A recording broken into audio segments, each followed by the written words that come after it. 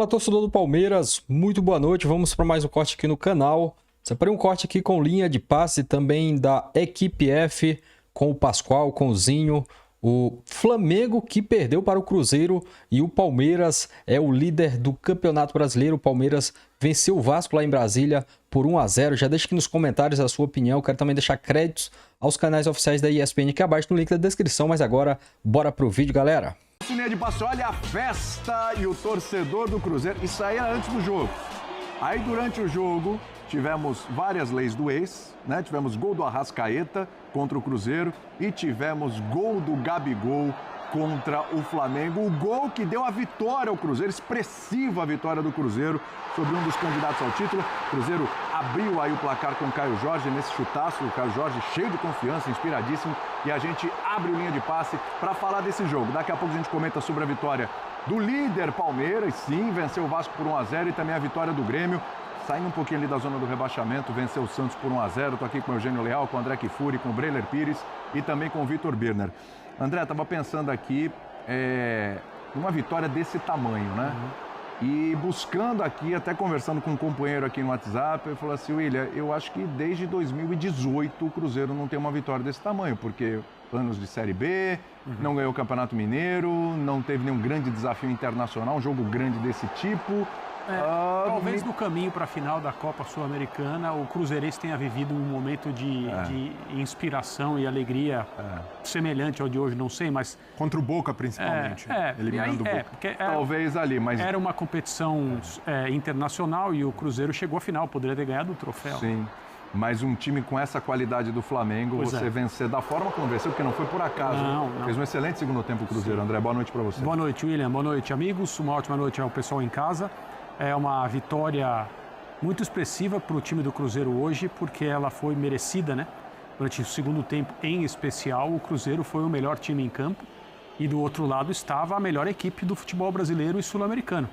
Uma coisa, o resultado não muda essa leitura, né? Sim. O que o jogo nos mostra é que uma equipe organizada, talentosa, confiante e passando a viver um bom momento, que é o que está acontecendo no Cruzeiro, e a gente vai poder falar sobre as razões desse bom momento durante o programa, consegue, numa determinada tarde e noite, uma atuação na qual ela merece ganhar de um time que tecnicamente é um pouco superior a ela e que coletivamente, até agora na amostra do ano, é bastante superior, né?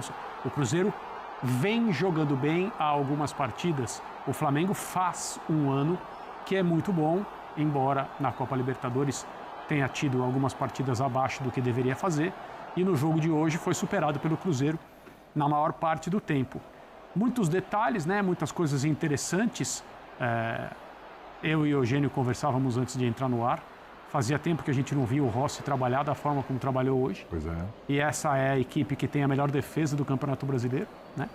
E ele foi, num determinado momento da partida, responsável pela manutenção das chances do Flamengo, porque se o Caio Jorge faz aquele segundo gol de fora da área, o chute que ele toca e a bola vai no travessão, 2-0 ali naquele momento, talvez a vitória do Cruzeiro fosse um resultado mais evidente e que não tivesse acontecido só no fim, como foi o que houve, né? Com o pênalti já no final do jogo e o gol do Gabriel, que começou a partida no banco. Perdendo o pênalti e fazendo o gol. Que mostra que as coisas elas podem ser emocionantes de diferentes maneiras. Mas, a respeito do momento do Cruzeiro, acho que dá para a gente dizer que, enfim, as pessoas que são responsáveis pela tomada de decisões, que resolvem as coisas, que ditam os rumos no clube, resolveram dar suporte, dar apoio à comissão técnica, em vez de ficar procurando ou aceitando os dedos que são apontados para a cabeça de treinadores sempre que as coisas vão mal. Então, o que tem acontecido no Cruzeiro? O Leonardo Jardim recebeu autorização para trabalhar em relação à ideia de jogo, escolha de jogadores, da forma que ele acha correta.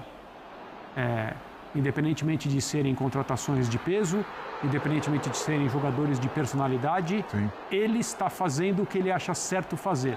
E o Cruzeiro está, enfim, se aproximando do nível coletivo que o elenco do Cruzeiro nos estimula a pensar, né, naquilo que é possível fazer.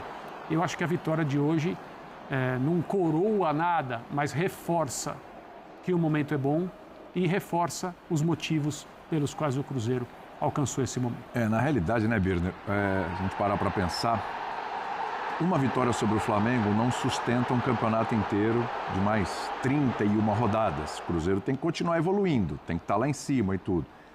Mas olha para o momento do Léo Jardim, para o momento das escolhas que foram feitas, do caminho que foi trilhado, é um carimbo importante nesse trabalho, hein? Tudo bem? Tudo bem, William? Boa noite a você, André, Eugênio, Breiler, aos fãs e às fãs do esporte. Concordo plenamente, porque mesmo sendo um campeonato de pontos corridos, não há uma decisão direta, a não ser que chegue ali numa última rodada, ou penúltima rodada, 2 clubes disputando. Há algumas vitórias que pesam mais pelo que os clubes têm feito nos últimos anos. E são as vitórias contra Flamengo e Palmeiras. Isso. Né? São vitórias que carimbam, como você gosta de dizer, como você falou agora, um time que parece em ascensão.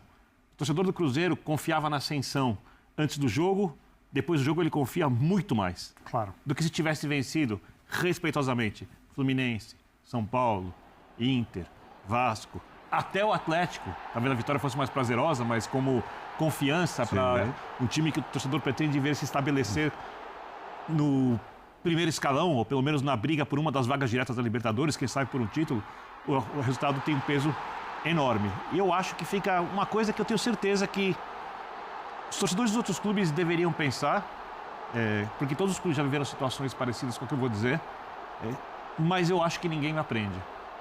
Futebol se faz coletivamente e não com nomes de jogadores. As histórias, o quarteto mágico, tais jogadores são os mais técnicos, precisam jogar, o craque sempre precisa ter espaço. Esse tipo de coisa que a gente sempre ouve quando um time contrata jogadores que às vezes não querem jogar sem a bola, que não se encaixam, que tecnicamente são mais capazes, deveria acabar depois do jogo de hoje. Deveria acabar depois dessa temporada. Mesmo que o Cruzeiro não seja campeão, porque uma coisa é certeza.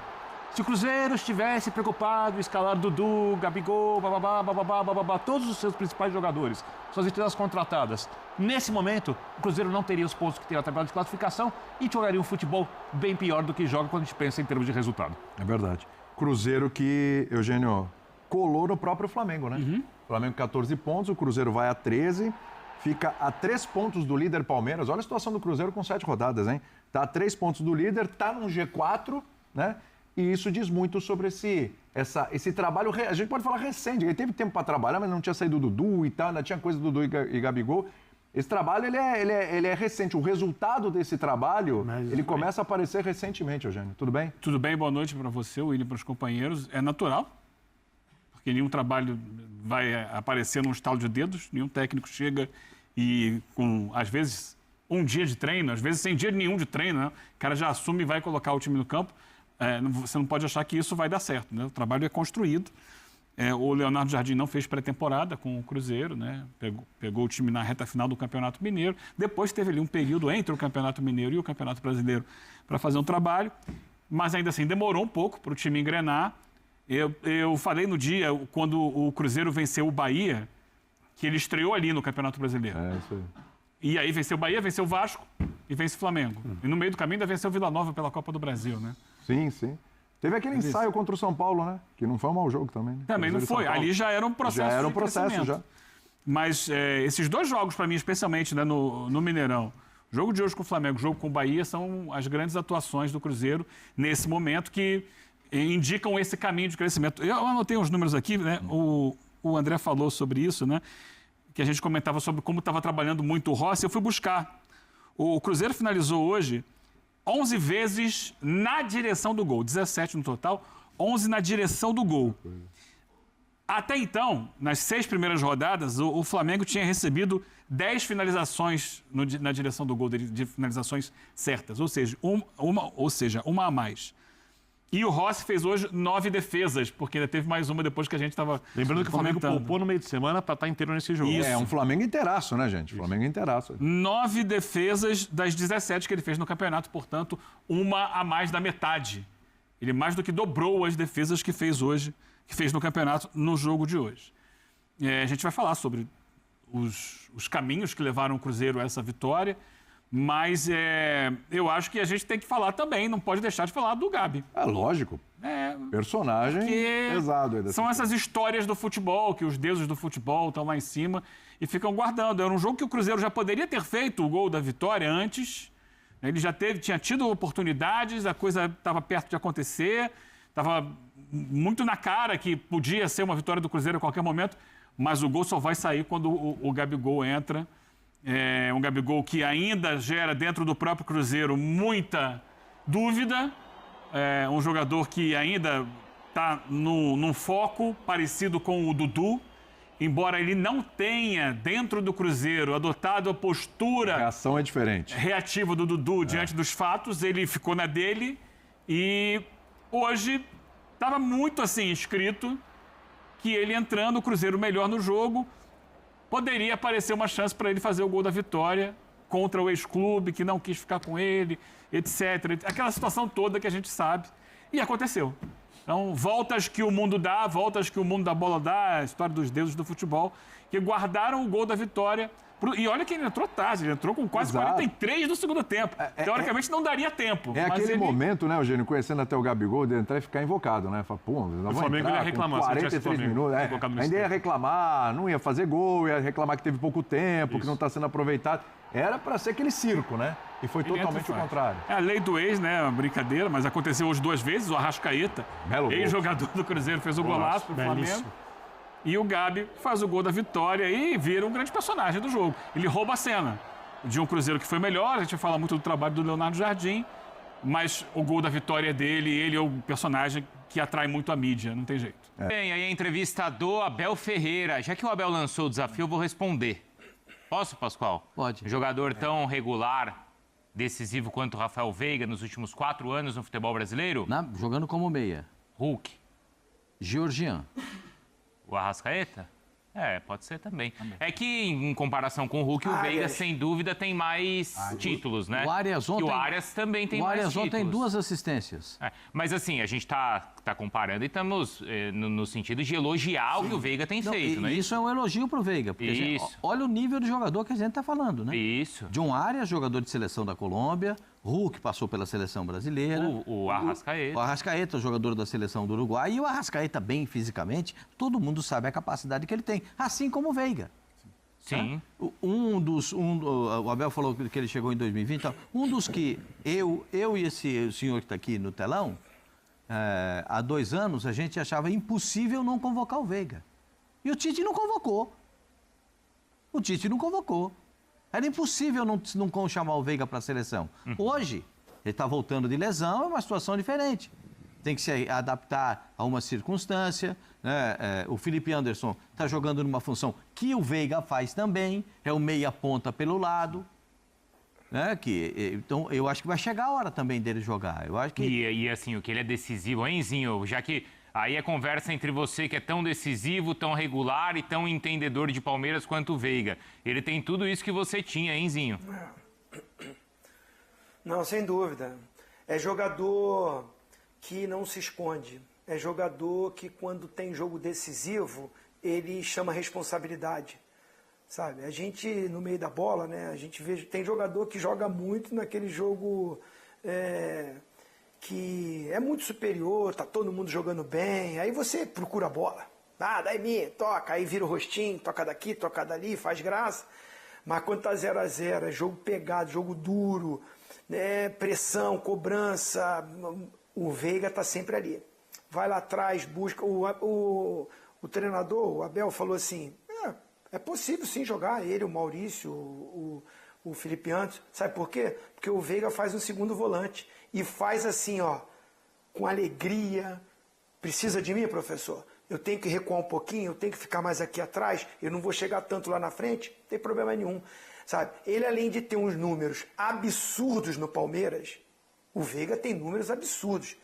Né? Ele é aquele pilar da era vencedora do Abel. É ele, o Everton, o Gomes, né? A gente pegar esses que estão aí, o Marcos Rocha não jogou hoje, mas também é dessa era, que está desde o início, entendeu? Então, assim, Por isso que a gente comparou, que você vai pro Flamengo, tem o Gerson, o Arrascaeta, aí tem ali o Léo Pereira, que está já há um tempo ali também, o Pedro ali na frente. Você vê, os times vitoriosos têm uma espinha dorsal. E o Veiga hoje ele está voltando de contusão, ficou no banco. E aí você olha quem estava no banco do Palmeiras. Tem muitas opções o Abel, tem variações, sabe montar o time, né? Às vezes não é aquele jogo mais lindo, não é o jogo mais bonito, mas é o mais eficiente, mais sólido. A gente até diz, o Palmeiras, quando joga mal, empata, né? É difícil o Palmeiras perder. Por quê? Porque os jogadores entendem o que o treinador quer, do sistema tático, variações, está com 3 zagueiros, daqui a pouco vira para uma linha de 4, e os caras tudo já sabem fazer. O Piquerez vai lá na frente como um ala, Felipe Anderson faz aqui ala, daqui a pouco o Felipe Anderson é o meia, o Jair vira o lateral, e os caras vão fazendo isso dentro do jogo. Então é mérito do treinador, que está há muito tempo, é a paciência que ele falou, que tem que ter a paciência, né? Para manter, para acreditar no trabalho. Sai jogador, entra jogador, ele vai montando, vai estruturando, mas o Veiga tá ali, ó. Daqui a pouco vai jogar, daqui a pouco vai ser titular. A gente não sabe no lugar de quem, mas ele vai jogar, não vai, Fábio? E tem qualidade para isso, Bruno. Tem qualidade para isso, para fazer funções que ele já fez no Palmeiras, né? Funções que a gente talvez não esteja nem muito acostumados a vê-lo também, como o Zinho falou que ele também faz, por exemplo, como um segundo homem de meio campo.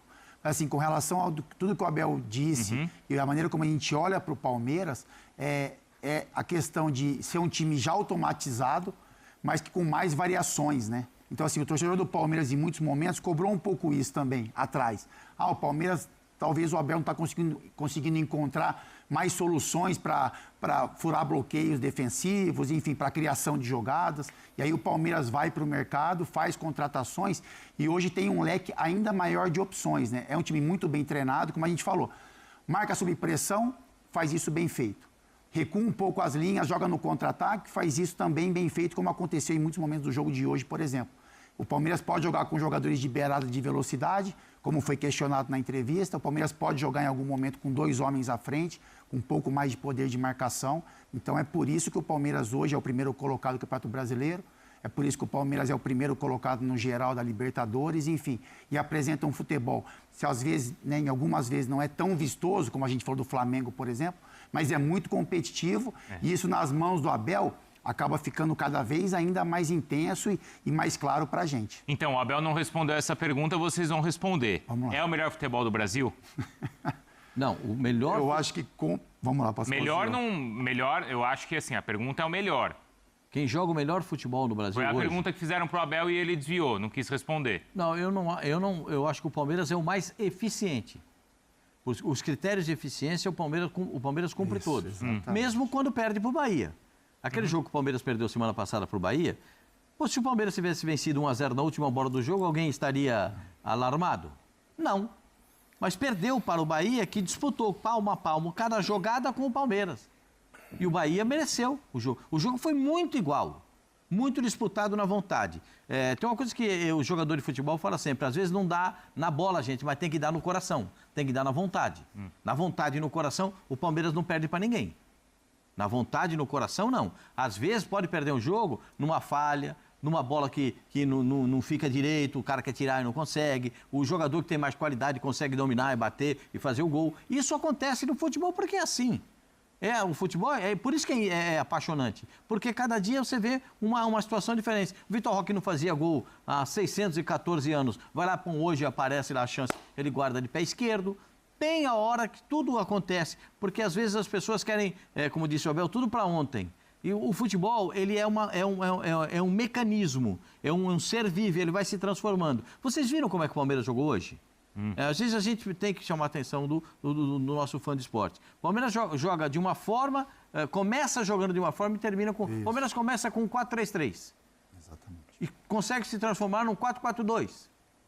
Aí deixa só um homem na frente, que é o Flaco Lopes, e bota 5 aqui, para pegar a bola do contra-ataque, para ter oportunidade, quando sai, especialmente o Estevão, para ficar com um homem só na frente para explorar a velocidade. Aí o Paulinho entra, aí faz o segundo homem do lado daqui, mas o Paulinho não fica enfiado com o Flaco Lopes, ele vem atrás do Flaco Lopes, para a bola chegar com velocidade. E o Palmeiras o Palmeiras vai mudando o estilo de jogo. Uma hora, o Giai aparece mais na frente. Outra hora, vou falar do Piquerez aqui. O Piquerez joga uma enormidade, gente. Joga Que mesmo. joga esse rapaz é um... Então essa variação toda não faz com que seja o melhor futebol do país? Eu não acho que seja o mais vistoso do país. Aí você acha que é o Flamengo? Acho que é o Flamengo. O mais vistoso é o Flamengo. É o mais competitivo. Mas o competição, futebol de competição, o Palmeiras tem. O Palmeiras marca como time pequeno, futebol como é tem que marcar, competição, né? e joga como Então- time grande. E o futebol sendo uma competição de alto nível, né? Se futebol fosse o show da Lady Gaga, isso. Aí seria o Flamengo. É isso? Não, eu acho que o Flamengo também compete.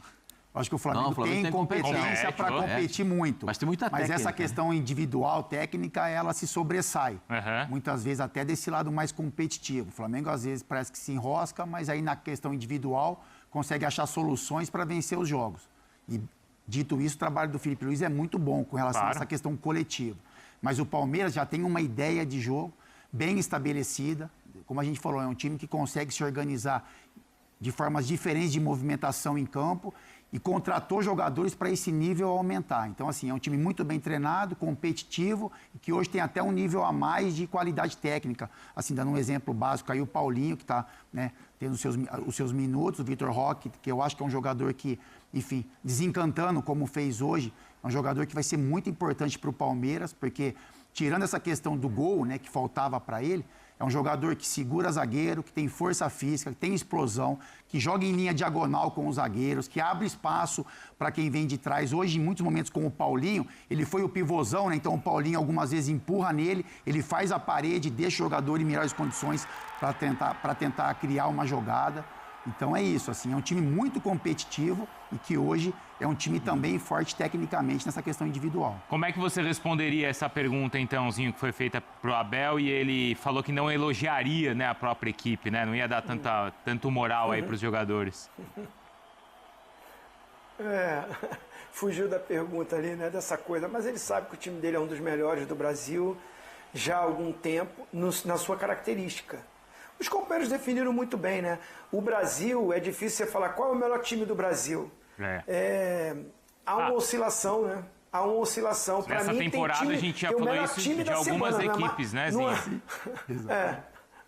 Não tem nem o melhor time do mês, tem o melhor time da semana. É isso aí. Vamos ver o que acontece no jogo do Flamengo. Se o Flamengo não ganha o jogo, né? E se não me engano está perdendo o jogo, então se o Flamengo, né, não ganha o jogo, aí o Flamengo perde o jogo, o líder vai ser o Palmeiras. Aí da semana, o melhor time vai ser o Palmeiras, que é o líder do brasileiro e o melhor rendimento tanto na Copa do Brasil, que ganhou fora de casa. Para mim, o jogo mais difícil da Copa do Brasil foi do Palmeiras, porque pegou um time de Série A, que foi o Ceará, fora de casa, e na Libertadores tem a melhor campanha. É eficiência. Eu volto a falar, eu falei isso lá no início. Não pode não ter o jogo mais vistoso, porque o Palmeiras está fazendo poucos gols. Ele vence, né? Porque toma pouco gol, e aí é 1-0, é 2-0, é difícil ter uma goleada, às vezes acontece. Você vê que hoje, se não me engano, foi o primeiro gol de um jogador brasileiro do Palmeiras no Campeonato Brasileiro. Foi? Ah, tá bom, tá cheio de estrangeiro no time, mas assim, faz poucos gols. O Palmeiras até cria, mas perde muitos gols. O Pascoal falou isso durante a semana. Então, assim, o Flamengo tem jogadores, tem divide-se. Tem o Pedro, que é artilheiro, tem o Arrascaeta, que é um meia que faz gol, mas você vê o Cebolinha faz gol, o Gerson faz gol, Entra o Plata faz gol. Então tem jogadores que definem, tem mais definidores. O Palmeiras está precisando que esses jogadores, Paulinho vai entrar em forma, o Vitor Roque de repente vai deslanchar, aí tem Maurício, aí tem o Veiga para entrar, aí pode equilibrar isso aí também. Mas assim, nesse momento, de sólido, de organização, de eficiência, Palmeiras. Mas o futebol mais bonito é o do Flamengo. E a gente nem falou do que o Gomes está jogando, né? Ele voltou a jogar Gomes, bem, né, Pascoal? O Gomes está melhorando o zagueiro que joga do lado dele. A gente tem um zagueiro aqui que pode confirmar pra gente. O Gomes é impecável, cara. O Gomes, ele não está dando o bote errado, ele não está se apavorando quando o cara domina a bola na frente dele, está passando por aquele momento, novamente por aquele momento mais lúcido da carreira, né? Ele já teve esse momento que ele está vivendo agora e também já viveu.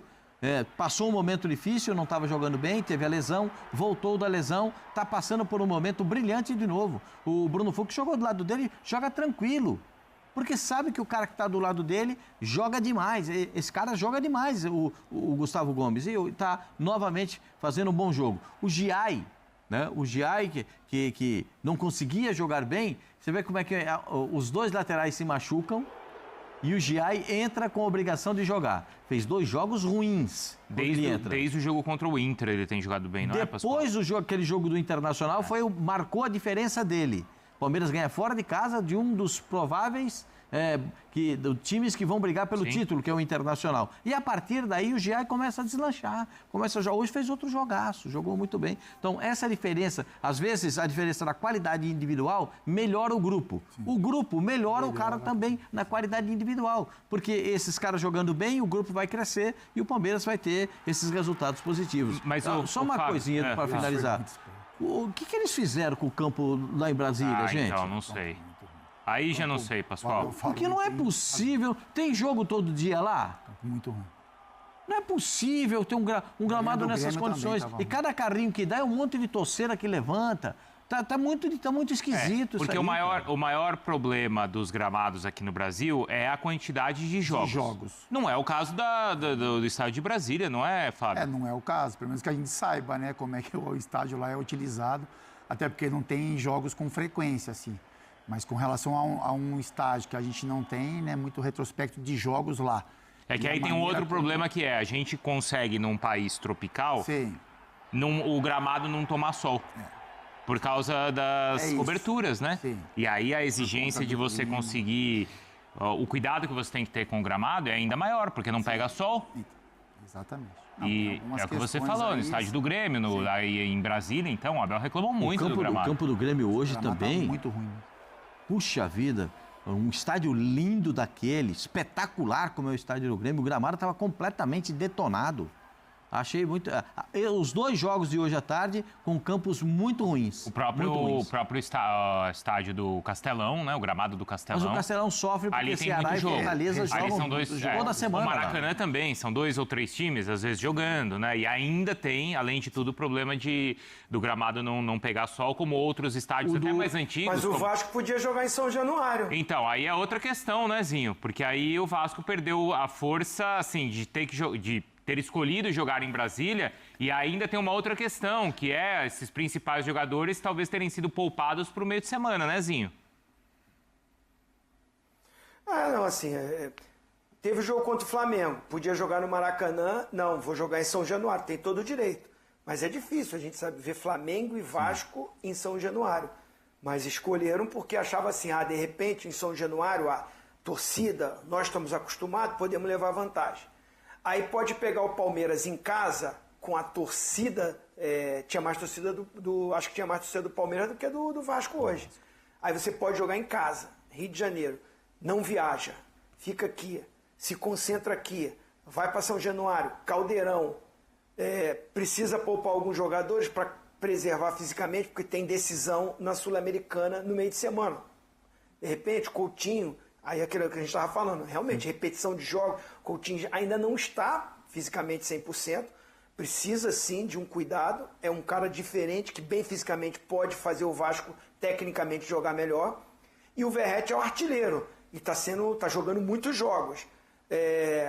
Você poder jogar em casa, eu acho que o Vasco faria muito mais, traria muito mais dificuldade para o Palmeiras se esse jogo aí em São Januário.